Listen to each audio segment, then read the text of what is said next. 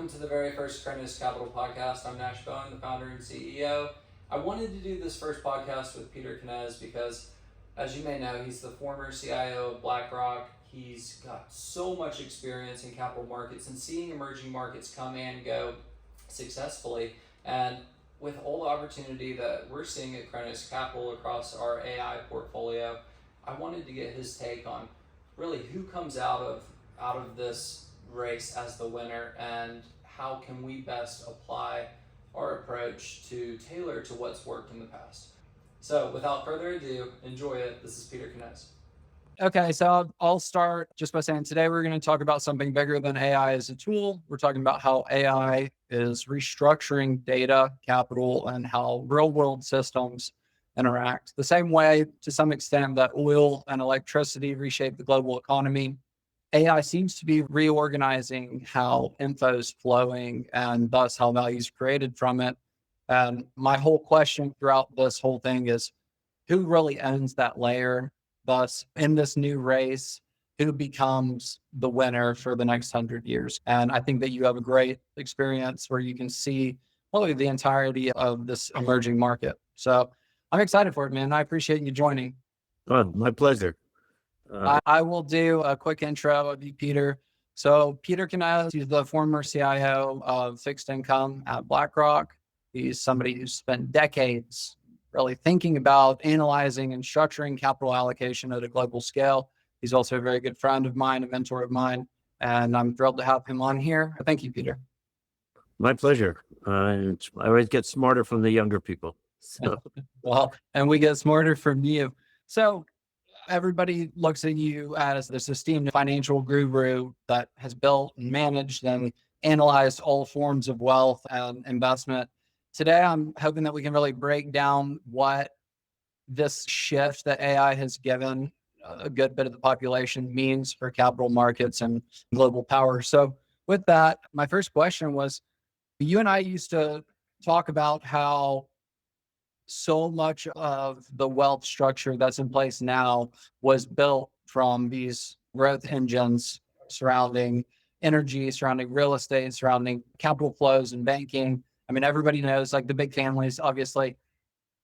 When you look at how data now can be structured, does it feel like we might be in a race for the control of those data systems? Or where do you see that kind of massive leap of new opportunity? Great question. Hard question. But I think that really right now, and what I've kind of mentioned before, is the confluence of these transformations happening at the same time. So that, if I speak from the point of view of financial services, it's biggest transformation of certainly of my career and probably of a century. So, it's going to be pretty much unrecognizable in many ways, right? I mean, the confluence of what's happening with tokenization and digital representation, opening up completely new asset classes, as we've discussed, real world asset classes, or where I'm very focused, nature-based asset classes. So asset classes that were essentially inaccessible, and since they were inaccessible, they were illiquid. And the most of the profits and money went to the big players, right?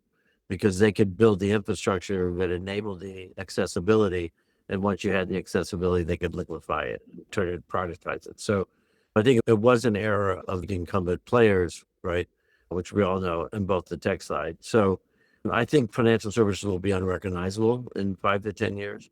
And I think you are going to see a democratization through the technology. And I'd say that for 2 reasons. One is that really the size of the firm of the last paradigm. So if you're willing to say, we've entered the AI paradigm, right? The size, or another way to put it, is the boundaries of the firm are under profound transformation, right? And so what you can see now is relatively small number of people with a small amount of capital can produce an awful lot of output, right? And Kronos is an example of that, right? Yeah. People that a lot younger. So I think at the end of the day, you will see this sort of democratization of firms and less incumbency, just because the barriers of entry are just so much lower because of the automation. So I really think that's a big deal. And with respect to data, there's just on the one hand, what AI, and then I'll move on, sorry, but I've thought about this. So from a data perspective, what we've really seen so far in the AI paradigm is the mining of text data, right? And that's what, OpenAI, people, they know about it for the last 2 or 3 years, but it's more than a decade old company, right? And so what they spent over a decade quietly doing is mining text data. And that's what you've really seen. So the AI or the debates about general artificial intelligence are sort of claims around, well, we've trained an agent just on text data and they're going to have that level of intelligence, right? And what I think you're going to see in the paradigm now is you're going to see the movement to training on real world data, physical data, because AI has more or less hacked our operating system, our language. It's hacked. I mean, it's better at language than 99. I don't know who's better at language than AI now, right? And oftentimes the person that's using AI to draft the resume, the other guy on the other side is using AI to read. Yeah, exactly. Resume. Those points are actually great. I think we should dive into them for a sec. From what you said, which is we need to have both the control of the data, but also have the rails and the architecture for it. The barrier to entry, which you and I have both seen, is so much lower. So it's going to be democratized. And to your point on text data to real world sensing and acting, I mean, that's the AI boom that is probably most of the iceberg. We're just seeing the tip on top. And Exactly. I look up to you because when I look at who's going to kind of win this or who really makes it out of this system, because right now there's so many of these companies because the barriers have lowered that are competing with me, for instance, and our companies. But also look at what Teal's doing. You guys have both the architecture as a proprietary setup, but then you also control the data layer through exactly what you said with, hey, we're going to take all of this data from a real piece of land, an ecological asset, and we control the data, but then we also control the structure. That's going to be something that is more or less required for you to not end up, for companies to not end up just being service providers. Precisely. In the next step. Because I think at the end of the day, right, if you're a data company, you're an AI company now. Yeah. Right. Because if you have the data, then you can train the data. And so it really going to be coming down to, as the text data becomes sort of like how much more text data, the AI's got billions and billions of parameters. So where is that going to go? The marginal increases now with respect to that are slowing down, right? And so where are you going to go? And they're going to go to the physical world and the physical data where it's early innings, right? We're in the early innings. So if you believe like I do that we're eventually going to datafy the planet, compute's going down, the cost and technology and innovation around censoring is going down, AI being able to analyze and manage complex data, all three things of those, that confluence of events is all happening. So you're going to be able to, for the first time in a cost-effective way, be able to collect and analyze data at scale in the physical world. And I know that I know very intimately what Peter's talking about here, but for those that don't, when you talk about datafying these ecological assets or real assets, I think people might ask, what is that data being used for? And jump back to the 1990s, early 2000s. Oh, it's marketing data. But what they don't realize, and I'd love for you to touch on that, is you're getting 360 degrees of data from every single angle. And all of that data can be used to really build the rails that AI can act nothing more than a coal steam engine pressing steam through this architecture that you set. Yeah, I feel like if you start from the perspective that financial products are really packaged up data that trades in a regulatory format, it was always about the data, right? And so there's a lot of talk and interest, whether it's from the NGOs, the United Nations, country, Bank of International Settlement, around this nature-based asset class and it becoming a nature-based asset class.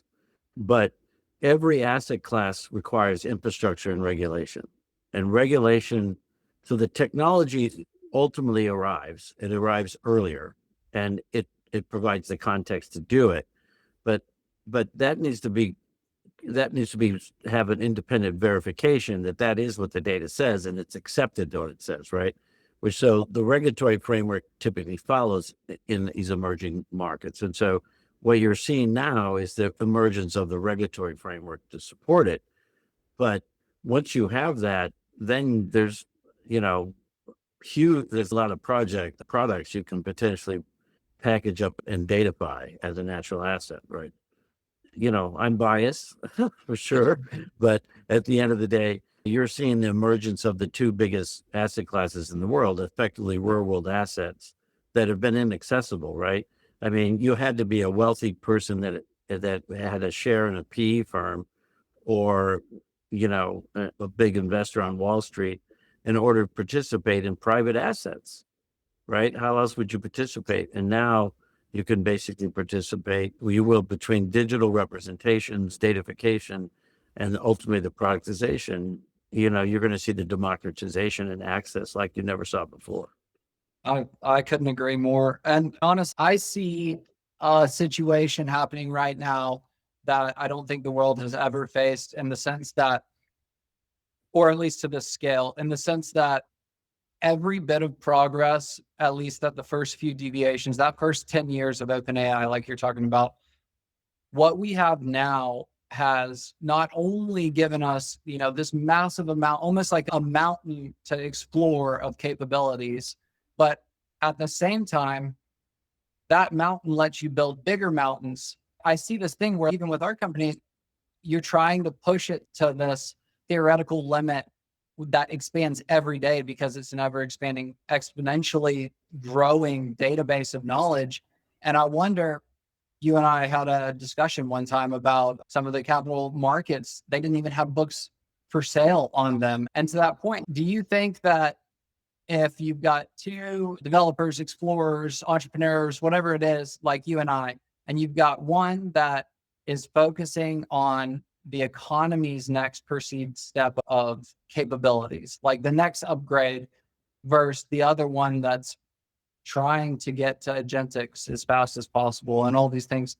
I'm wondering, like, I see a crossroads where either one of them wins and the other loses, or the economy supports both. But then my question to you is, can the economy support just ever growing opportunity, if that makes sense? I think I understand what you're saying. I think here's the irony of the AI paradigm in some ways. And on the one hand, the big threat is about, this push towards agentic AI agents, right?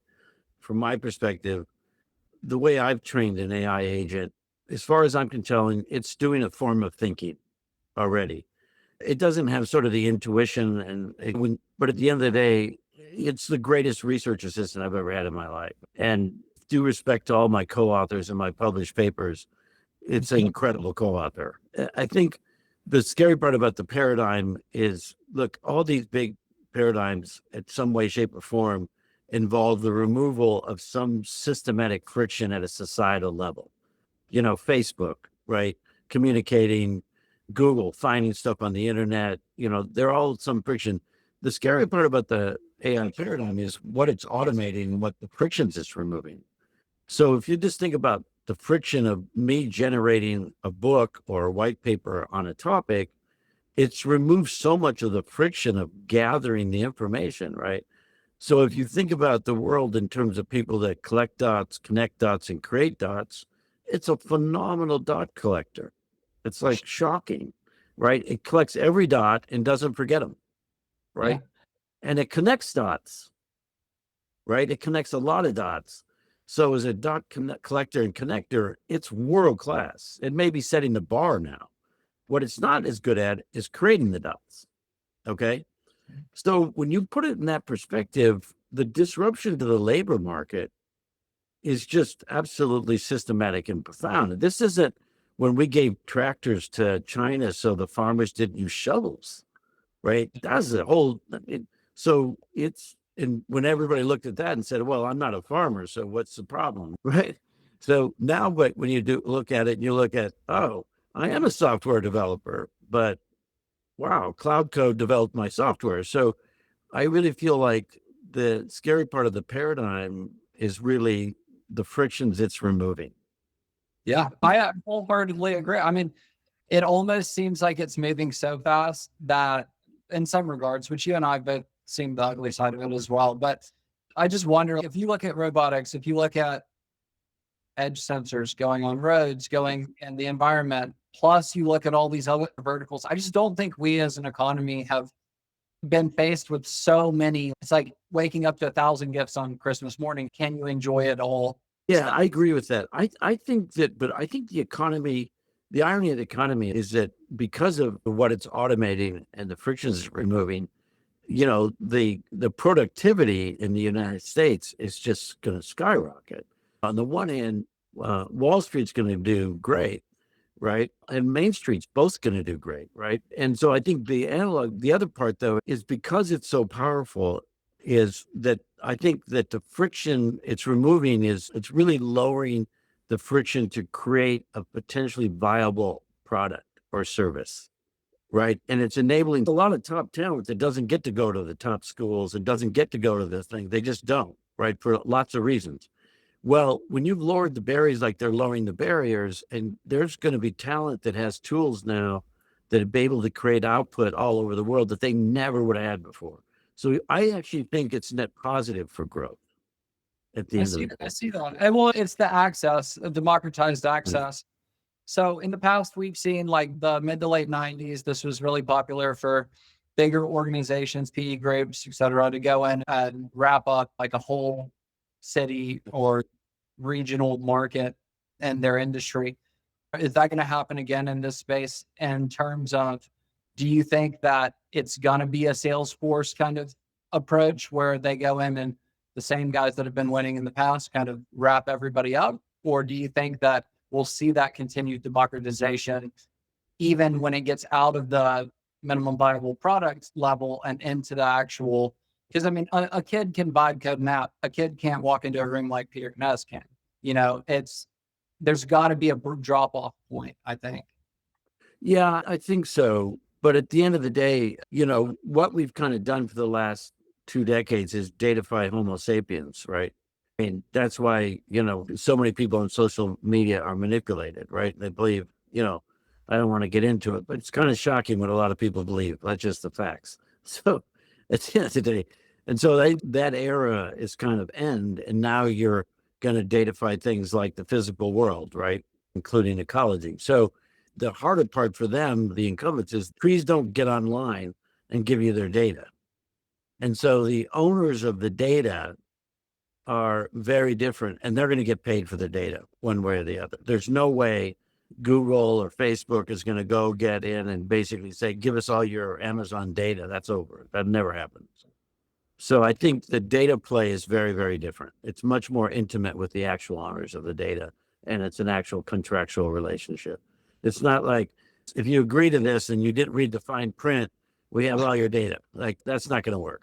I think it's going to be the same thing, even as it relates to your training models for your image and tokenizing perhaps likeness for actors. But jump into tokenization just for a sec again, and especially as it relates to some of the incredible stuff that Teal is doing. You and I have had conversations about this in the past, but I think it's worth it to bring it up. Where do you see, we can call it the data, the tokens, the value of real world assets, natural assets, ecological assets? Do you see the capturing and holding and storing of data being a sovereign resource, like something almost that every country would hold as an asset to some extent in their central bank? I do. I think the Bank of International Settlements is already on the verge of recommending every central bank holds X% in nature-based assets or real-world assets. So I think they will become part of it as well. I mean, we're Americans, so we have a vested interest in the dollar being the reserve currency. And you and I both know how powerful that is. But the global South is pretty tired of, give us your gold and take our paper, right? And that's been the mission for decades. And so the other aspect to the digital and token representation, and you see that in what's happening with precious metals like gold particularly, is that you're going to see stable coins that are anchored in an asset like gold and others. And you're going to see a sort of a digital currency, a la stable coin, that is used for transactions in the global south, right? And I don't think it's a replacement of the dollar. It's an alternative to the dollar, right? I think people that say the dollar is going to be dead, they've been saying that for like years, right? It's tough. Yeah, there's It's, still 1960s cars on the. yeah. So exactly, that's a great analogy. So at the end of the day, but as an alternative, in particularly in the global south, well, there's an awful lot of gold. And there's an awful lot of gold in Southeast Asia and so I think you see the emergence of stable coins. And I do think that sovereigns are waking up to, okay, if these natural assets are going to become an asset class, well, we want our data. We want to own our data. Well, it's the Amazon or the Zuckerberg analogy. Yep. We already went through a test run of, hey, give me your data. And we all said, okay. And now I completely agree with you, Peter. And that's why I wanted to have this short discussion with you, is because companies like yours and guys like you that are leading the pack in this realm, I think are really going to have a grip on what the road looks like for this industry for the next 100 years. And I'm pleased to know that you're in charge of it, because I know you to be a good man and a smart man, and excited to see all the growth. Peter, last question I have for you. You are well recognized for having been the unicorn that took a $5 billion management position and then took it up to 40 and then took it overseas and took it up to 80. If you had that whole, and maybe you do, but if you had that whole pot of 80 billion right now with this opportunity across many verticals, where would you put the money if you had to spend it today? Would it go tokens, land, data? Where? I would put real money into what I see as the new source of energy in particular, which is related to photons, but it's called photonics. And I think you're going to see, essentially, the future of energy is harvesting light.